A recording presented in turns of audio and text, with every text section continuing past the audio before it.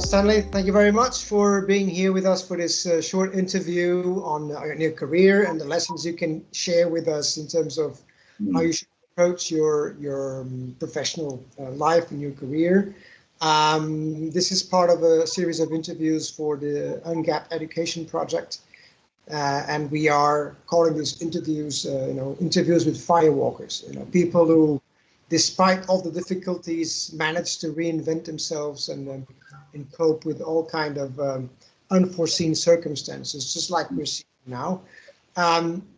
So I'd like to start off with a simple question about how you look at given your experience from the past, how do you think we should approach our careers and how we should face moments like this of uncertainty?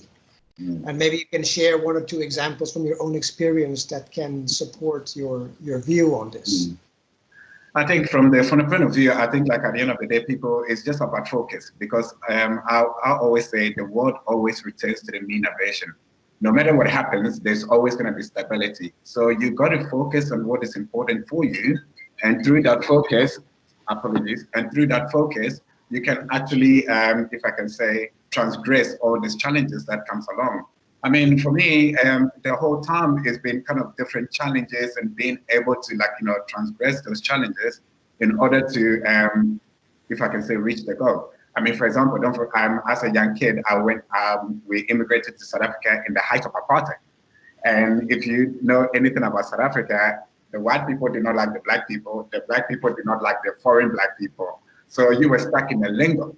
But of course, the focus from our family was to actually go to South Africa to help the black people when HIV became a big thing. So that was the focus. And my dad, no matter what challenge that you got, he just focused on what he was there to do. And I think as kids, you learn from that. And I mean, I'll give you an example. Coming to the Netherlands, I was like a fish out of water. But just focusing on the goal was to actually make sure that I'm here to accomplish a task which inevitably will be good for the African continent, allowed me to face the challenges regardless of what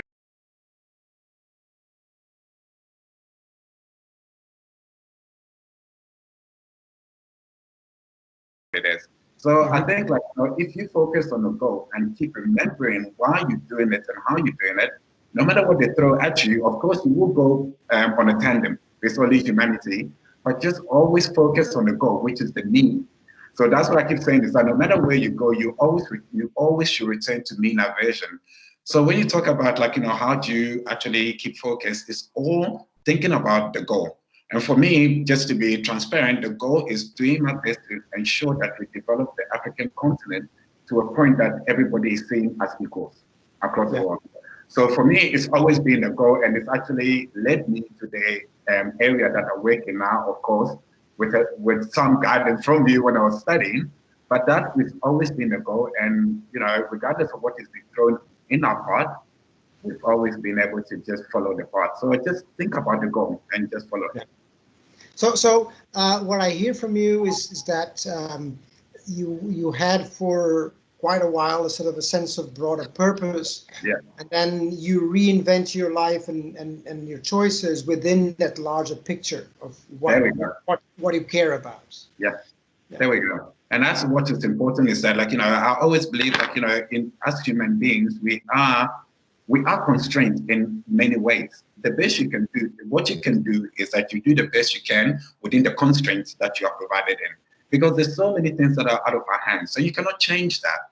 What you can change is what you can do.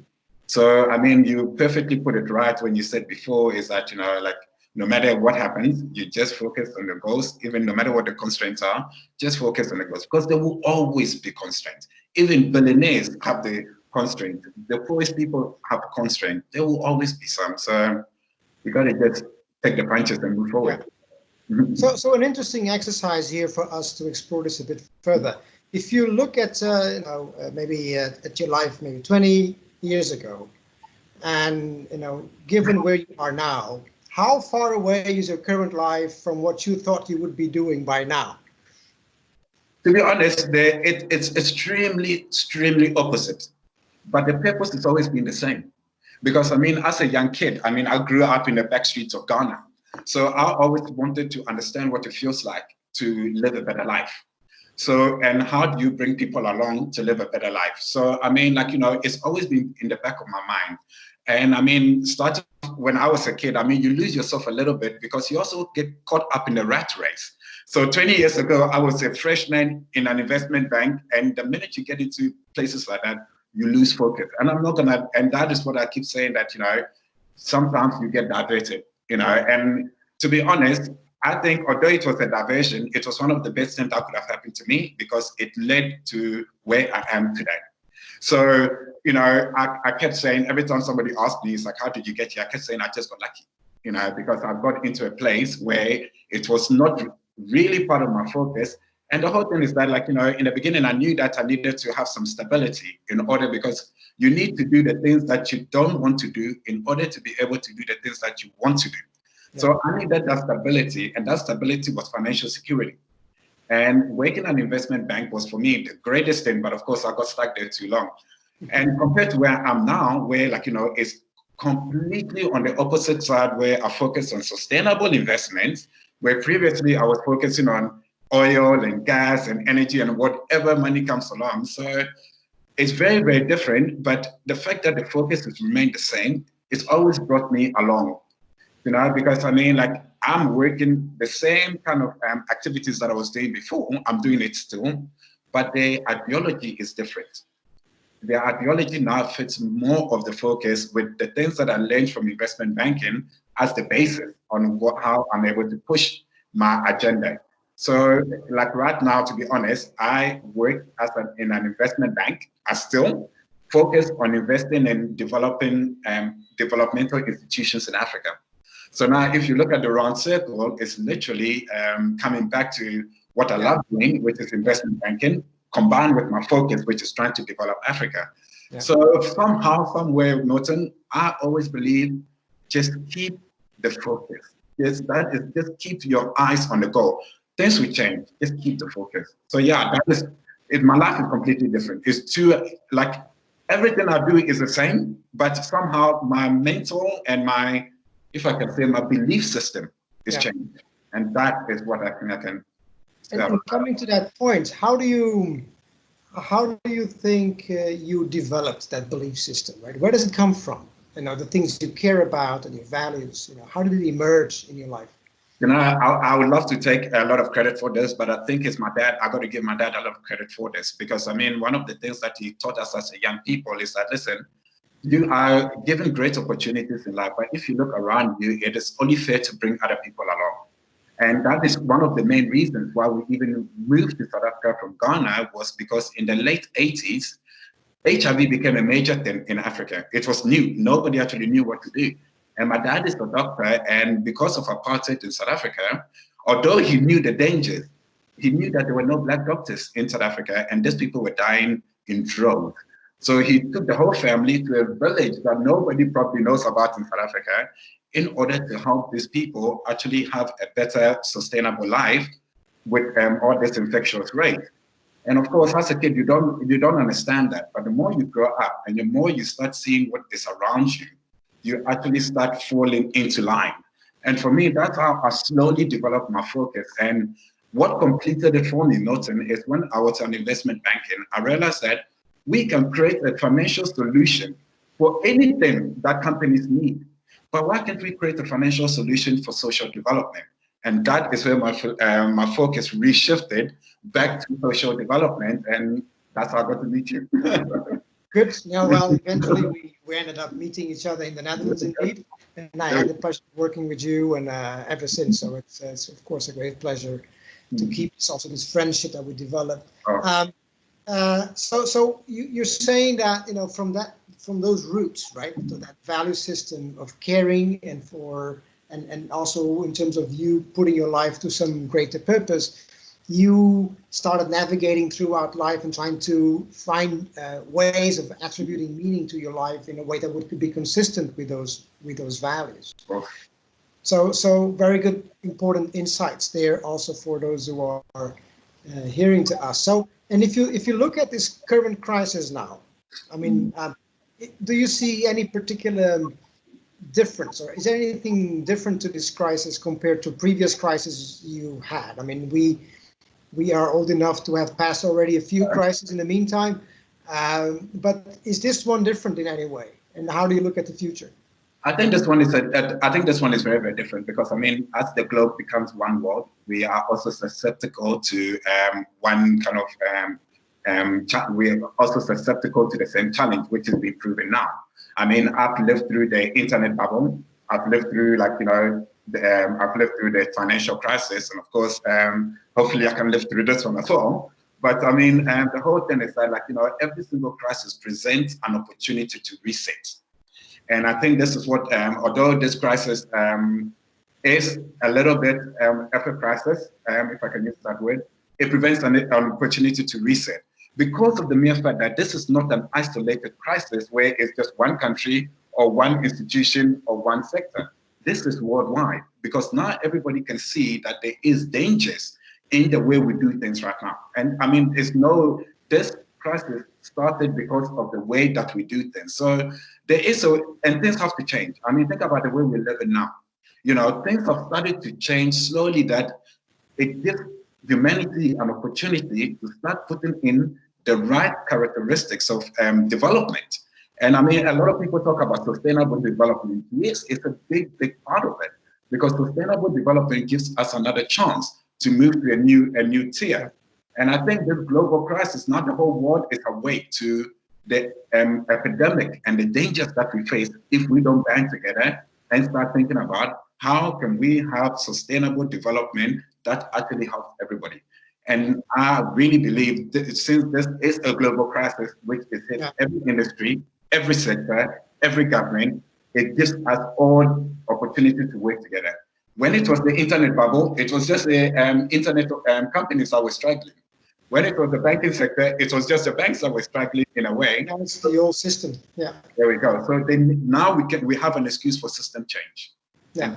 And I think this is what is so different to every single crisis that we faced before this.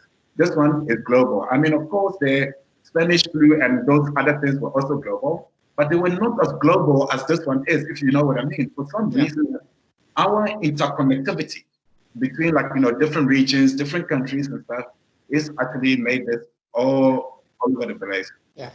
Yeah, I mean, some people are saying that this crisis has led us, the globalization has led us to this crisis, but it can also be a way out of it, right? Because now the amount of cooperation and the amount of information you can exchange on a global scale is unprecedented. So you can probably more easily find solutions. And now we see with the recent developments in terms of vaccines and medication that apparently goes at a pace that would be unthinkable maybe just 5 years ago. But then again, a lot needs to be indeed rethought when it comes to globalization. But it almost sounds as if this crisis just injects even more energy into your purpose, I guess, right? Because in a way, it comes down to the core of what you're trying to do. You know, Milton, I'm going to be honest with you. Like, you know, every single human being, you know, some people call it capitalism. I call it incentivization. Everybody needs to be incentivized in order to get them to do things, whether it's love, whether it's a, you know, sightseeing. Like, it's incentivization is not necessarily monetary value, okay? Yeah.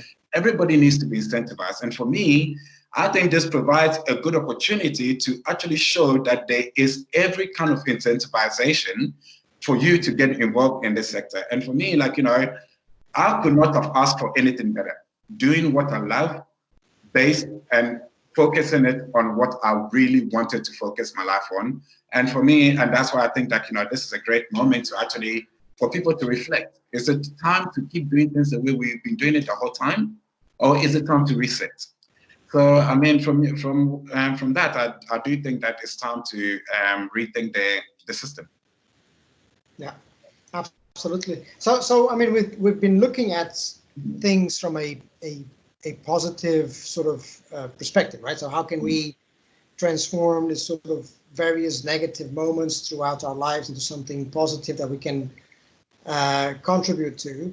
But there's also moments where we mess up, right? And we don't do the right thing. And that's one of the things we would like to emphasize also in these videos is that, you know, it's normal to fail, right? And we will mess up of your time. So would you mind sharing one moment where, you know, you're looking back and think, oh gosh, I shouldn't have done that. Something where you failed, and of course, you know, how you coped with it and how you handled it. You know, there's been a lot of times where I've actually failed in life, even in exams and things like that. I mean, I think, like, you know, I cannot pinpoint one, but I mean, one of the things that I realized, I remember, and this will always stick with me, is I was in school. This is when I was in high school. And I remember we've won the best game because there was a school that we've never beaten in our history. And for the first time ever, we beat them in our history. And I scored the winning try. So, of course, you get a big head and you think you are actually much bigger than the game. So the following day, we were in school and we're in assembly. And because I was so arrogant at the moment, I was like, you know, thought that, you know, I was the man, and because I did something for the whole school, so everybody must think I'm the man. But then at that moment, like, you know, I said something in the assembly and the principal kicked me out, sent me to his office and called my father in. And at that moment, I learned something very, very valuable, is that what you do does not necessarily need to be broadcast. It's the fact that you're doing it and getting success at it should actually be broadcast enough. And for me, that is one of the lessons that I learned at a very, very young age that I still, to this day, I still find it challenging to actually speak about myself and what I've achieved and what I do. I mean, you know, so I think for me, the biggest failure in my life is like, never think that you are bigger than everybody else, because at the end of the day, a machine requires every single part in order to work. And that is what I learned from that day. I mean, it was, for my part, a big failure, and it's taught me quite a lot, because it's also taught me it's much easier to accept other cultures as well when you start thinking like that. Because if you start thinking like, you know, the world is a system design, and all that system needs to work together like the human body. Although we have different fingers and eyes, they work together in a system to make things go forward. Yeah. And, you know, that is slowly but gently what I actually learned from that moment. And to this day, it's never left me. And I'm glad that it hasn't, because I do hope that it makes me a better person. Yeah. And that is what we can do, is learn, because we're all going to make mistakes. I still make mistakes to this day. But if you can reflect, learn on it, and just make sure that you better yourself, it becomes a lesson rather than a mistake, if I can use that word. Yeah. You mentioned a few times the word reflect, right? Reflect within the context of this crisis. You mentioned this example that you had, this personal example, and how you need to reflect upon it, to learn something from it, extract something new, and move on, right? And move forward. Now, what do you do in order to stimulate that reflection? Do you have any recommendation there, or what works for you when you want to create time to reflect? And going to gym. For me, it's all about going to gym. It's the moment, it's the one time where I don't take my phone, I don't speak to anybody, I don't listen to music, I don't, like, literally, it's the one time where I just focus on me. And during gym time, people actually hear me talking to myself, but it is me reflecting. You know, it's the one place where you don't have to take your phone, so your phone will never ring. You don't have to take your computer, and you don't have to speak to anybody, because you're there for a purpose. And also, I do a lot of running. So my reflection actually takes place when I can unplug from the rest of the world, because then it's you, and you have to face yourself in the mirror. And for me, that is the best time to reflect, is when all the shells and the niceties are taken away, and you have to reface your face in the mirror. And then you got to wait, and then you got to ask yourself, like, you know what I say, if I was on the other side of the mirror, would I like what I'm seeing in terms of what the type of person that I've become growing up? And that, for me, always keeps me in check. And when I talk about reflection, that is my reflection every single day. People think I go to gym because I love it, and it's like, you know, I'm a gym bunny. But it is my little space of, like, thinking about, okay, Stanley, what did you do today? How did it go? Where did you go wrong? What can you improve on? And for an hour and a half, you come home and you feel a little bit more refreshed. And then you can actually go forward and think about it. So you got to find your little piece. I mean, there are people who go and like to read a book in the park. Find that little piece where you know it's just me. And at that time, it's much easier to face the darkness. You know, you're not distracted. So that's how that is, for me, the best time to reflect. Very good. good tips, and it's good for your health as well, right? So physical. Yeah, exactly. So, and that's what I keep saying is that like other capitalists are hard, but what better to make money doing good? So yeah, no, I fully agree. Yeah. Good, Stanley. So just to finalize here, I think we're getting a lot of insights and a lot of valuable sort of implicit recommendations and some more explicit in the way you are answering to my questions. But if you would have to summarize in 2 or 3 points towards the younger people watching us, right? People who may be just graduating from university, stepping into the job market in a time of total uncertainty about the economy, and what would you recommend? I would just say that you have to, people probably say it all the time, but I'll tell you to believe in yourself, because the self-confidence goes so much further than anything. Because if you believe that is possible, no matter what challenge you face, it will hit you hard, but you overcome it because you don't take it as a personal effect. And as you get out of university, you're going to face a lot of this. For example, applications to job opportunities, you're going to face a lot of rejections. You're going to get a lot of no's. But it's not you as a person. It is just meaning that that is not your fit. So do not ever take something like that as a personal, as you not being good enough, but rather that place not being the right place for you at this moment. Because Milton, we've got to keep going forward. Every time we take a step back to actually feel sympathy for ourselves, that takes us backwards. So just take the punches and just keep going forward. And like a boxer, I mean, boxing is not my best. I don't like watching boxing, but they take the punches and they keep going forward, because that is the only way we can get to the end of the goal. You cannot get to the goal going backwards, because then you turn out on goal. You need to keep going forward. So you're going to face a lot of challenges. There is no lie. The challenges are massive in this day and age. And like you said, right now, given the current environment that we face, it's going to be extremely challenging. But that is what also differentiates the exceptionals from the mediocre. Because when challenges present themselves, it's also an opportunity and a ladder to find solutions, which makes you a better person. So never give up. Just keep pushing forward. And for me, if I could advise anybody on that, keep pushing forward, because tomorrow will always be there. Well, Stanley, thank you very much with those inspiring words. I think we have we can stop here. This is probably the best timing here with those words. Let's not continue beyond that. I think we've covered quite a few important messages here, and I appreciate and I really thank you for the time you've given for this interview and the opportunity to share your story and your recommendations, your suggestions for people watching us. So thank you very much. Thanks for inviting me, Milton. It's always been great to actually engage with you. So thank you. Thank you, Stanley.